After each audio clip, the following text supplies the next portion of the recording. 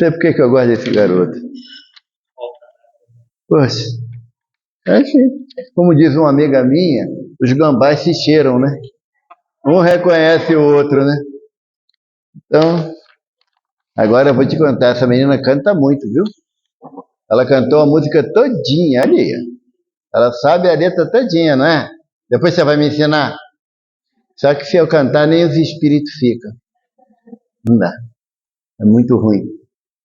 Que o olhar amoroso de Jesus encontre abrigo nos nossos corações sedentos de compreensão, de paz e de harmonia. Todos nós caminhamos nessa jornada, por essa terra bendita, na busca incessante do nosso equilíbrio, da nossa harmonização. A diferença é que, ao invés de nós colocarmos esse objetivo na mão daquele que pode nos dar, que é Jesus, às vezes insistimos em colocar na mão um do outro. E a nossa fragilidade é tamanha que, por mais que eu ame alguém, eu não consigo reter nas minhas mãos os elementos necessários para dar equilíbrio, amor e paz àqueles que estão comigo na jornada. Mas eu lembro, sempre trago no meu coração uma passagem do Evangelho, quando Jesus, após a multiplicação dos pães, ele faz a sua prece pessoal, agradecendo a Deus aquela oportunidade, e quando Jesus abre os olhos, vê que a multidão se dispersou. E ele pergunta ao apóstolo André: onde todos? E André responde: Senhor, depois de alimentados, foram-se. E Jesus perguntou: e vocês também não vão? Aí Pedro traz uma sentença, uma afirmação, que isso acalenta o coração da gente tão necessitada. Pedro diz: e aonde, Senhor, se só tu tens palavra de vida eterna? Então, por mais que a gente, às vezes, inadvertidamente, busque seguir um homem, uma ideia, uma opinião, e se nós abandonássemos isso para seguir apenas a Jesus e a sua boa nova, nós estaríamos trilhando o caminho da nossa paz interior. Não é a paz, como Jesus fala, que o mundo nos dá. A paz do mundo é quando cessa o tiroteio, quando para a gritaria, aí nós entendemos que estamos num momento de paz que é efêmera, é passageira. A paz que o Mestre nos dá é a paz íntima, aonde nada que aconteça ao teu redor te desequilibra. Eu confesso que eu ainda não sei absorver esse sentimento de paz, mas como a minha confiança em Jesus extrapola a minha racionalidade, então eu sei que Ele pode me dar essa paz. Sabe, Bruno, tenho certeza absoluta. Eu não acredito em Jesus e nem acredito em Deus. Eu tenho certeza absoluta que Jesus é o Cristo, Senhor e Salvador, e que Deus é o Pai amoroso de tudo e de todos. Como diz lá na primeira questão do Livro dos Espíritos, inteligência suprema e causa primária de todas as coisas.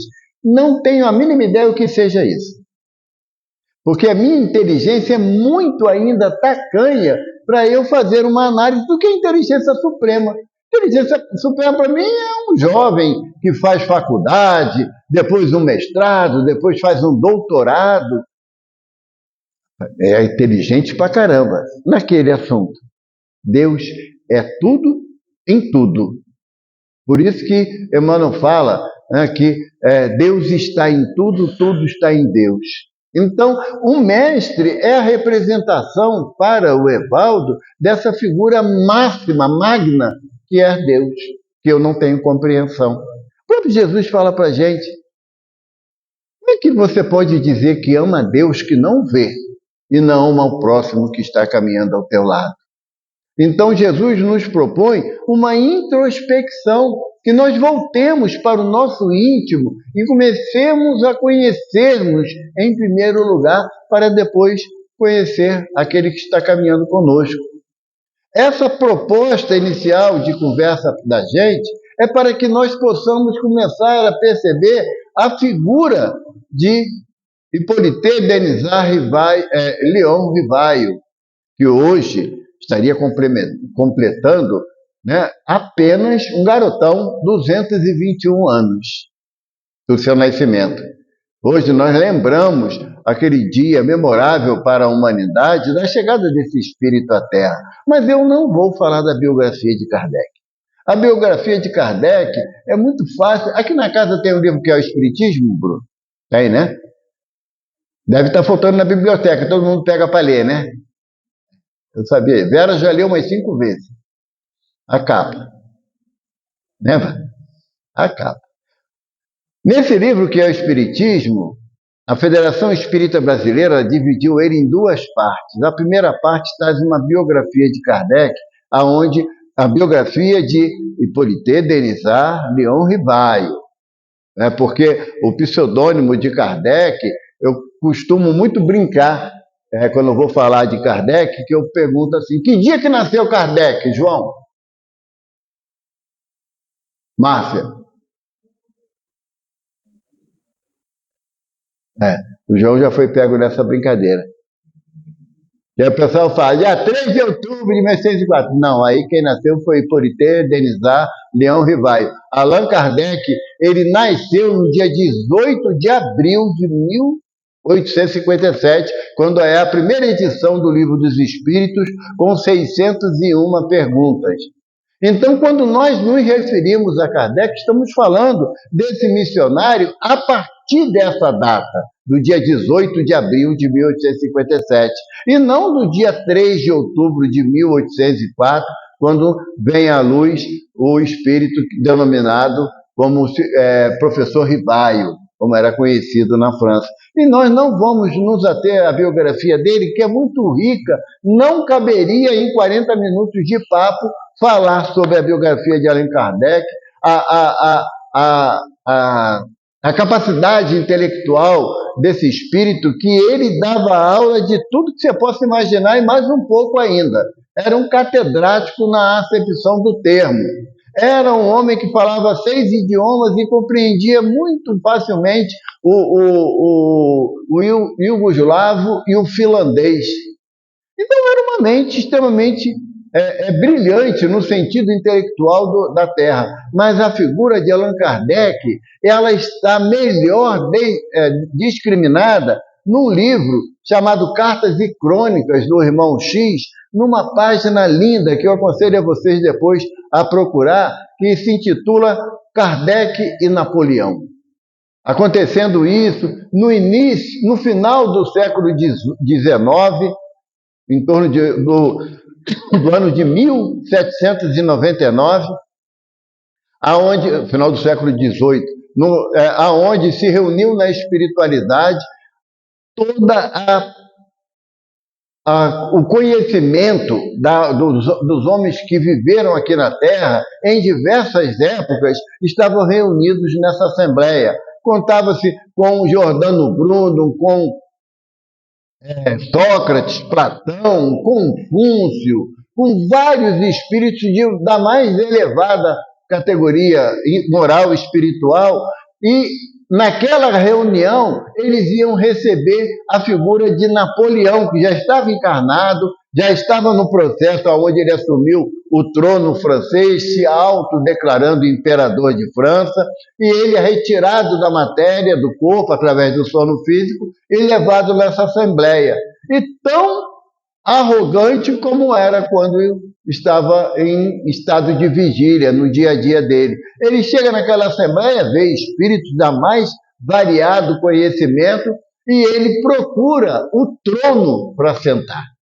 Ele ainda se achando na condição de imperador da França, ele procura um trono. E aí, então, foi plasmado um trono para ele, ele sentou na pose pomposa dos governantes terrenos, que esquecem que são cargos temporários, com data de validade, e na hora que ele toma a postura, eis que uma voz anuncia, eis que é chegado o momento do pontífice da luz se fazer presente diante de todos.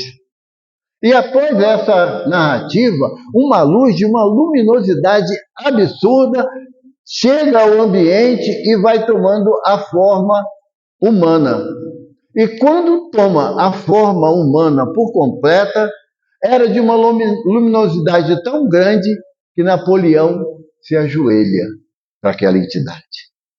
E uma voz, vindo das altas esferas, diz que ele era o sumo pontífice da luz, aquele que representava para o planeta a vontade de Jesus para toda a humanidade.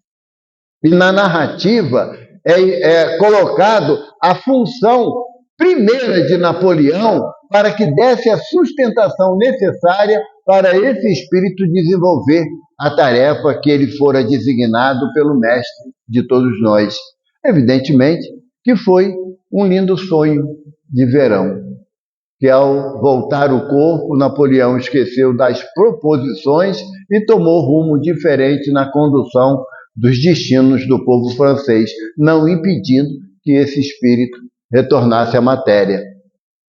E quando nós analisamos a figura de Kardec, se nós observarmos a inteligência incomum daquele homem, que ele começa aquilo que todos viam como sendo um motivo de distração, de brincadeira, que eram as mesas girantes. Hoje em dia nem tanto, mas antigamente tinha a brincadeira do copo, do compasso, da caneta, né, onde um grupo ficava em torno de uma mesa e a brincadeira era que a caneta, o copo ou o compasso iria girar sozinho, sem ninguém tocar, apontando para uma pessoa, e aquela pessoa poderia fazer uma pergunta ou era dada algum vaticínio, alguma pretensa profecia sobre aquela pessoa. Normalmente acabava em coisa ruim. Não vale a pena tentar fazer agora não, porque vai dar ruim de novo. Porque quando você mexe com aquilo que você não tem conhecimento nem controle, a possibilidade de dar certo é quase negativa. É a mesma coisa que você pegar uma criança de 10 anos e dar um carro para dirigir na Avenida das Américas. A possibilidade de acontecer o desastre é de cerca de 100%. Não tanto pela imperícia da criança, como também pela falta de educação dos outros motoristas. Então, havia a visão de que aquilo que acontecia nos teatros, nas casas de Paris, com as mesas girantes, era coisa esquisita. A mesa levantava, descia. Sabe, Vanete? Ninguém saía correndo. Você já está querendo correr aqui, né? As mesas levantavam e ficavam apenas apoiadas em um único pé. E escutava-se as batidas, como se alguém fisicamente estivesse batendo na mesa. O que para todo mundo era diversão, para Kardec foi um ponto de observação. Embora o conhecimento dele acerca do magnetismo, de outras leis físicas, dava uma compreensão a ele que aquilo era possível ser reproduzido no ambiente, nas condições especiais. Mas só que aí a encrenca é que começaram a denominar as mesas como falantes. Já imaginou mesa falando? É esquisito, né? Mas a mesa falante que ele queria explicitar não é que a mesa emitia vozes, não era isso. Era que as combinações anteriormente estabelecidas dizia que uma batida era sim, duas batidas era não. Então, à medida das perguntas que surgiam, a mesa ou ouvia-se uma batida oca na mesa, ou ela, apoiada em um único pé, fazia com que esse único pé batesse uma ou duas vezes no chão. Rivaio entendeu que era uma situação que não podia ser casual, não podia ser apenas pelas leis da física que estavam estabelecidas à sociedade da época, que explicasse aquele fenômeno. Há de ter uma explicação diferente, porque tem um axioma na física que diz que todo efeito inteligente há de ter uma causa inteligente. Todo efeito inteligente há de ter uma causa inteligente, porque nós já sabemos que o nada, nada faz. Muitas das vezes a gente sai de casa e acontece algo que não estava na nossa programação, e aí a gente fala, do nada me aconteceu isso. Não existe esse do nada, Porque se Deus ele é onisciente, onipresente e onipotente, tudo é estabelecido mediante a presciência de Deus. Eu posso não entender, mas que não existe o do nada, o de repente, o sei lá como aconteceu, não existe. Então Kardec começou a estudar esses fenômenos e chegou à conclusão que haveria de ter uma causa inteligente. E na primeira oportunidade, ele pensa na pergunta: quem são vocês? Quem é que realiza esses fenômenos das batidas, da elevação, da circulação da mesa nos ambientes? E aí, através das combinações, era uma coisa cansativa. Uma batida era A, B, 2, C, 3 batidas. Imagina até escrever o nome Zéfiro. Demorava uma eternidade para se alcançar uma única palavra, mas era a forma pela qual estava estabelecida essa comunicação. Então Kardec pergunta: quem ocasiona esses fenômenos que estão acontecendo? E as batidas repetidas até que se forma a palavra espíritos. E ele pergunta: o que é o espírito? Evidentemente que já tinha esse conhecimento na trajetória da humanidade, a questão do espírito, que poderia ser o espírito. Mas a resposta de espírito é muito vaga, é muito incompleta. Então os espíritos respondem através desse modo ainda arcaico das batidas, que os espíritos são a alma dos homens que viviam na Terra. Fomos promovidos, Ivonete. Não seremos mais assombração, seremos espíritos. É a grande notícia que a doutrina nos traz a partir dos estudos percussientes de Kardec, é de que não existe fantasma. Por mais que eu não compreenda uma aparição, uma percepção espiritual de um irmão que surge, que possa aparecer na minha frente, a percepção de ser fantasma, de ser algo sobrenatural, além da natureza, Kardec desmistificou todas essas situações. A visão de Kardec para todos nós é de tamanha importância que, se não fosse a dedicação desse espírito, não estaríamos aqui reunidos. Não haveria toda a proposta de acolhimento, de amparo que essa casa nos oferece, se não tivesse iniciado lá em Paris, a partir do ano de 1855, quando ele começou a tomar conhecimento desses fenômenos. O que nós gostaríamos mesmo de trazer na noite de hoje é a influência dessa doutrina esclarecedora nas nossas vidas. O que a doutrina me propõe a mim, Evaldo, ao longo desses anos nessa existência que eu estou estudando a doutrina espírita? O que a doutrina me propõe? Que eu continue a ser o mesmo de sempre ou que eu me proponha realmente a mudar o meu comportamento? A transformar as minhas atitudes, os meus sentimentos, baseado nas informações daquele que é o guia e modelo da humanidade. O que eu estou fazendo todas sextas, terças, quando possível, aos domingos, na casa de Teresa de Jesus?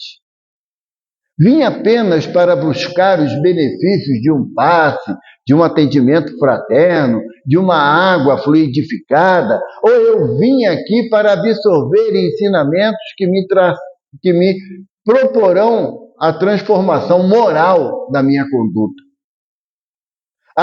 O nosso questionamento, a forma que nós temos de homenagear ao senhor Allan Kardec, não é falar dele, do início da sua trajetória na última existência até o final, em 1869, não é nada disso.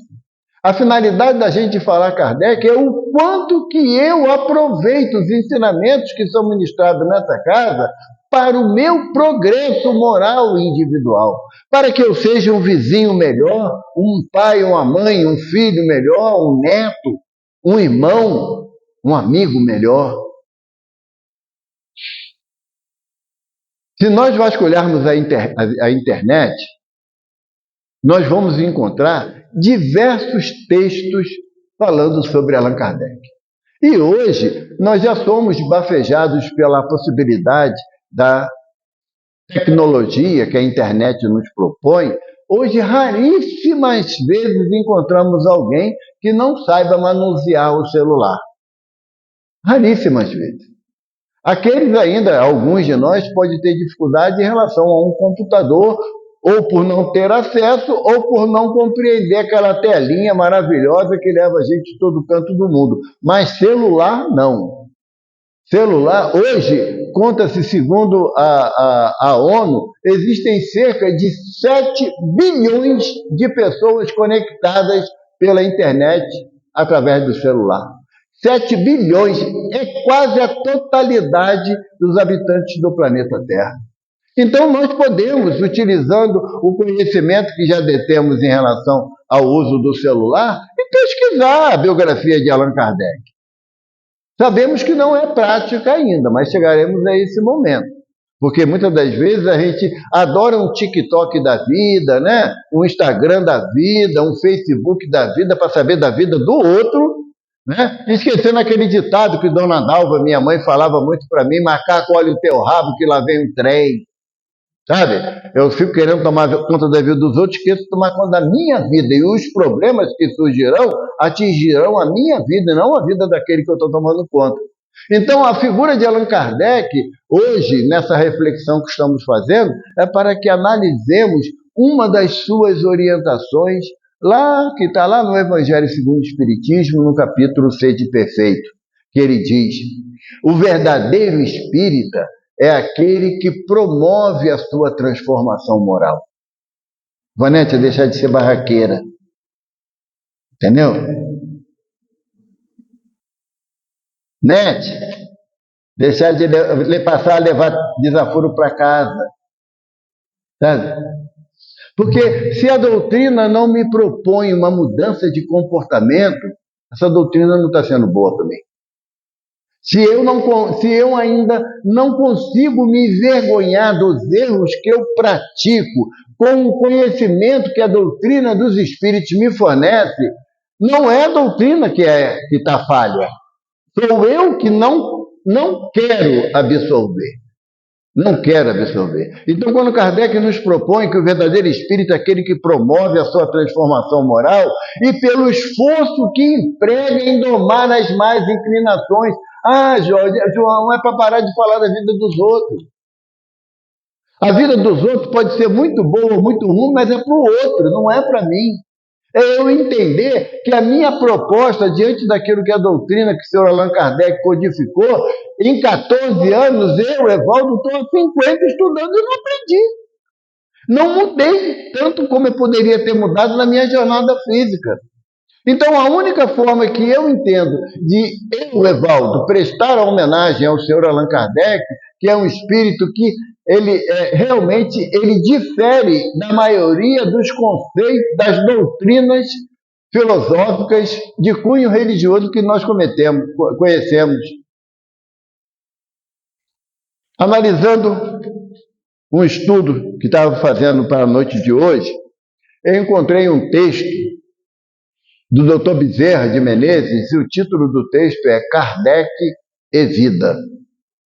Um texto maravilhoso, que nos faz realmente pensar na tarefa do codificador e que veio de uma forma amorosa, persistente, trabalhosa, direcionar os nossos conhecimentos.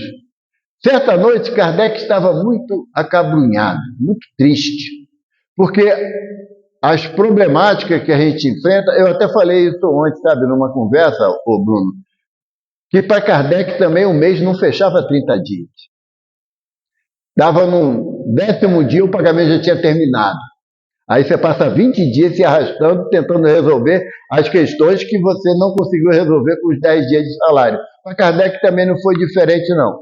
Kardec, por confiar na ajuda de pessoas, ele faliu 3 vezes. E faliu no sentido de quê? De não ter aonde buscar 1 quilo de arroz. Sabe? Não é falir porque perdeu o negócio, mas a sua reserva pessoal ficou inatacada. Não, ele não tinha reserva pessoal. E ele estava num momento de muita frustração pelos objetivos não alcançados da vida material. E ele tocaram a campainha da porta da sua casa, ele foi atender, era um embrulho, e notadamente era um livro. Quando ele abriu o embrulho, era um exemplar do Livro dos Espíritos. Ele achou estranho que alguém tivesse enviado para ele um livro que ele escreveu, que ele codificou. E quando ele abriu o livro, tinha uma folha de papel e uma mensagem escrita na folha no papel. Mas antes ele olhou na contracapa, na primeira folha do livro, e havia alguém escrito assim: esse livro salvou a minha vida, espero que lhe faça bem. E quando ele abriu o papel que estava dentro do livro, era uma carta, onde estava escrito: Senhor Rivaio, noite da semana passada, eu, acabunhado com as minhas dores, meus problemas, minhas dificuldades, procurei a ponte do Sena, do rio Sena, aonde tantos outros encerraram ali as suas angústias, jogando-se nas águas silenciosas do rio que serve a toda Paris. Mas, na calada da noite, com o coração confrangido de angústia, quando coloquei a mão para subir parapeito da ponte, senti que apoiava a mão em algo. Quando eu peguei, era um livro. Buscando a claridade da luz da rua, li essa página que está grafada na primeira folha, que o livro havia salvado a vida de alguém. Curioso, fiquei lendo o livro, ainda na penumbra da luz fraca da rua, comecei a ler o livro. E ele também salvou a minha vida. Tirou-me o desejo do suicídio, de aniquilar a minha jornada. Por isso, lhe devolvo tão precioso tesouro, para que o Senhor possa beneficiar tantos quantos puder, através dessas notícias de vida eterna que contém esse livro. Kardec ficou envergonhado das suas lágrimas pelos problemas que ele enfrentava. E ele disse para a doce Gabi, a Mary Gabriele Baudet, a sua esposa, ele disse para ela: se até hoje eu julguei que a minha tarefa era inglória, hoje eu sei que duas pessoas não aniquilaram a sua vida pelo benefício que os Espíritos nos trouxeram e que estão grafadas nesse livro.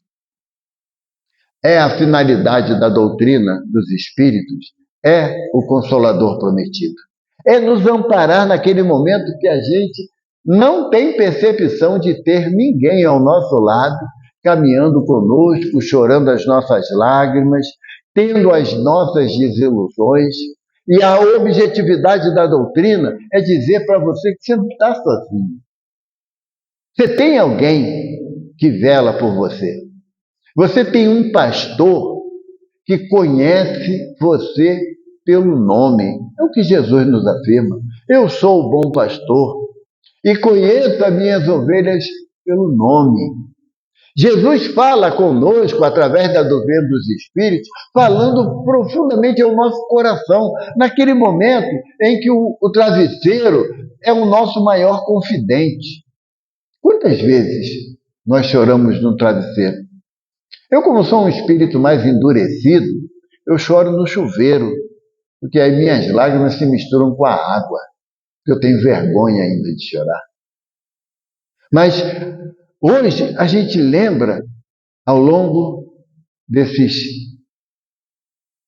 168 anos da edição do Livro dos Espíritos, quantas almas foram ajudadas pela tenacidade, pela vontade desse homem que nós conhecemos como Allan Kardec. Que nós visitamos as casas espíritas em várias localidades. E nós vemos, na maioria das vezes, aquele olhar atento e esperando uma palavra de conforto. Sabe? Quem pode dar maior conforto ao nosso coração, senão o Evangelho de Jesus.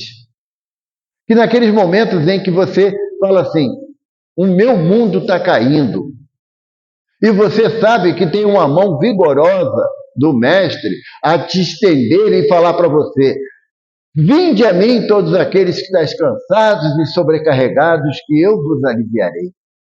A proposta da doutrina dos Espíritos que o senhor Allan Kardec codificou para nós é acreditar severamente, totalmente, de que Jesus é o nosso Mestre e Senhor.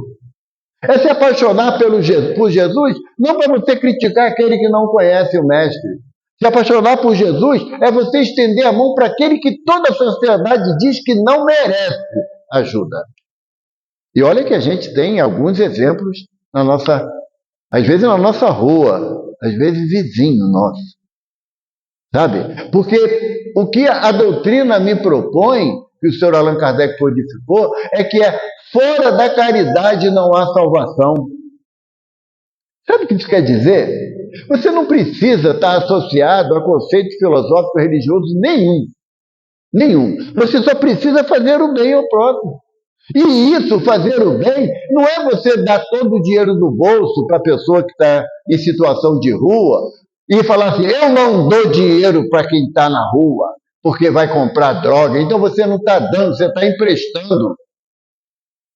Imagina quando alguém vem buscar aqui a cesta básica, no dia aprazado para isso, e aí fica Sandro e Bruno.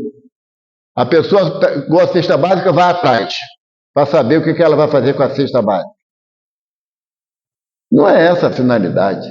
É fora da caridade não há salvação, não é fora de tomar conta da vida do outro que não tem salvação.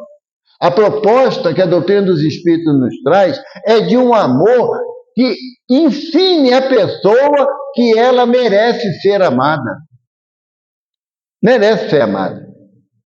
Na nossa casa, ali na Edgar Werneck, 929, nós temos lá uma tarefa lá que é habitual já, por ser muito próximo da Cidade de Deus, tem muitos irmãos, muitos jovens dependentes químicos, muitos jovens.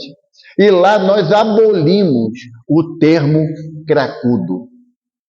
Abolimos. Sabe por quê? Porque se fosse meu filho que estava nessa situação, eu não ia gostar de que chamasse ele de cracudo. Abolimos também o pseudônimo de mendigo.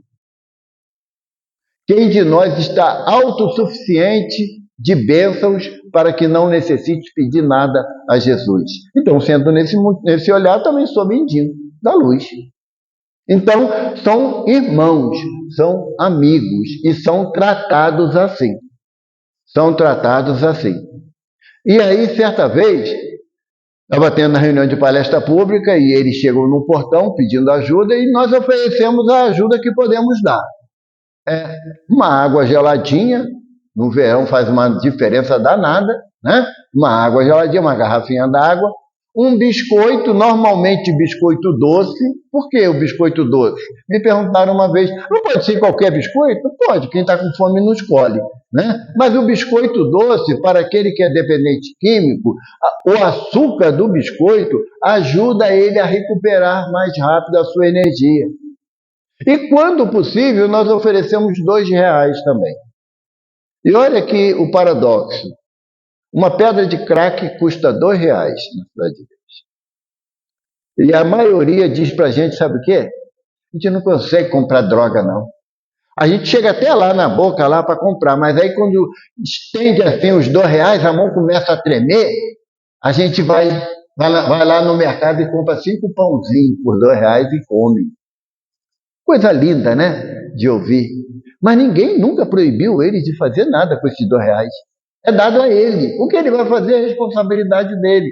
Mas como é que a gente faz isso? Porque a doutrina espírita nos propõe esse trabalho. Porque Jesus fala assim para a gente, tive fome, me deste de comer, tive sede, me deste de beber, estava nu, me vestistes, estava sem teto, me abrigaste, estava doente ou preso, foste me ver. É a proposta do Evangelho de Jesus, que a doutrina espírita veio resgatar para nós na sua essência do inicial, aonde não queremos modificar nem doutrinar ninguém. Não é essa a proposta da casa espírita. Ou você se transforma em espírita, ou você vai arrumar problema na sua vida. Não, eu é que estou arrumando problema quando eu quero determinar sobre a vida de alguém. A doutrina espírita, Kardec textualmente coloca lá no Livro dos Médiuns, não é o objetivo da doutrina angariar prosélitos, ou seja, nós não queremos criar seguidores do Espiritismo. Nós queremos criar pessoas conscientes de que a prática do Evangelho é o caminho para a nossa libertação. De quem? Da maldade do mundo? Não, de mim mesmo. Quando hoje nós lembramos o nascimento de Kardec, é para reverenciarmos um espírito que em 14 anos, ele mudou o conceito filosófico de um planeta. Em 14 anos. O processo que Kardec desencadeou na codificação da doutrina, ele veio nos mostrar que o inimigo mais poderoso que nos coloca tanto medo não tem valor nenhum, que é a morte. Eu vou ter medo de morrer? Não. Falo de coração. Até porque com medo ou sem medo eu vou ter que morrer mesmo. Não é? A minha preocupação está em desencarnar. O que significa isso? É eu me distanciar das coisas que me prendem à vida material. Minha casa, meu carro, minha mulher, meu marido, meu.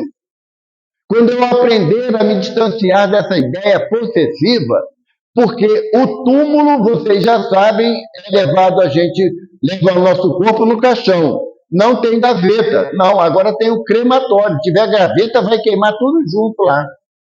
Então, a proposta que a doutrina me traz é de uma conscientização que Kardec veio me dizer que a morte é apenas uma passagem. Mora dá um medo danado de morrer, né, Brenda? Ela quase que ela apertava o braço do marido assim, ficou tudo roxo, não ficou? O braço. Por que a gente tem medo, tanto medo assim da morte, que é inevitável? Não é? Por quê? É o apego às coisas materiais. A Brenda pensava assim, vou deixar esse gatão aí sozinho, viúvo? Não vou mesmo. Ainda mais torcedor do Mengão? Não vai mesmo. Nós estamos diante de uma doutrina que me esclarece a enfrentar a vida com o objetivo de aprendizagem e não de gozar a vida, como a gente escuta muitas das vezes. Lembra a passagem do Evangelho? Jesus disse que um homem, olhando a sua plantação, viu que ela ia ser uma colheita exuberante. E ele falou, o que faço? O celeiro que tenho é pequeno, não vai dar para guardar toda a produção. Já sei, derrubarei esse celeiro e farei outro 3 vezes maior. E aí, na hora da colheita, encherei o meu celeiro e direi, alma, aproveita e goza, porque tem tudo que lhe dará a tranquilidade no seu dia a dia. Aí Jesus fala, pobre homem, ainda hoje lhe será pedido conta da sua alma. Já pensou nisso? Sair daqui não, porque vai acabar a palestra, é chato desencarnar depois da palestra, né? Dá a ideia que foi o palestrante que agorou todo mundo. Mas amanhã, quando você levanta todo leve e faceiro, que agora eu vou para o trabalho e agora meu chefe vai ver o que é bom. Ai do ônibus se não parar no ponto. Vai ouvir muita coisa. Eu vou levar até 2 pedras comigo. Aí tu levanta e tu atravessa a parede. Esquisito, eu atravessei a parede. Aí vai lá, vai acordar a mulher ou o marido. Você não consegue sacudir, o bicho está lá. Aí você fala, aconteceu alguma coisa ruim. Eu já tenho uma dica para mim. Se eu ver Dona Dalva, que é minha mãe, eu vou falar, deu ruim. Se eu conseguir. Não é garantia. Se eu ver a Vânia, eu vou sair correndo. Mas não é, essa possibilidade existe e eu penso nessa possibilidade. Não, porque eu, embora esteja... Bruno, até que hora que a gente vai? Que bom, amanhã é sábado, ninguém trabalha. Eu tenho compromisso amanhã, 8 horas da manhã, tá bom? Até 7 horas eu vou. Beleza? É? Não, eu não estou aqui, não. É outro. É fora. Não, não vai dar. É fora o compromisso. Mas a proposta da gente é que nós aproveitemos a oportunidade que Jesus nos favorece ao estudar a doutrina que o Sr. Allan Kardec codificou, para que eu mude meu comportamento, gente. Síndrome da Gabriela não vale para o espírita. Conhece a síndrome da Gabriela? Nasci assim, cresci assim, vou desencarnar assim, voltar para o umbral assim. Não muda.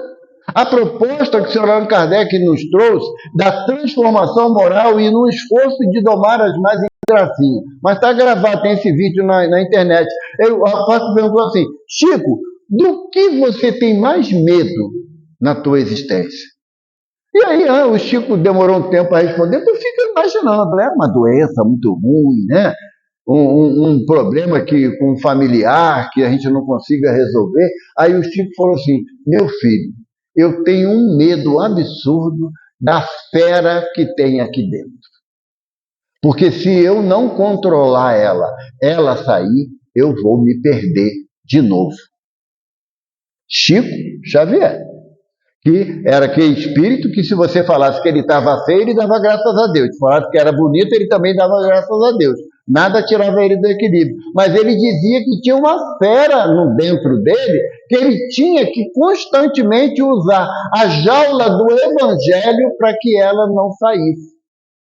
Então, o objetivo da doutrina não é você saber se teu vizinho é bom ou ruim, se teu marido é melhor do que o marido das outras ou pior. Não é nada disso. Se a tua mulher ela é atenciosa ou só a mulher dos outros que é atenciosa, não é nada disso.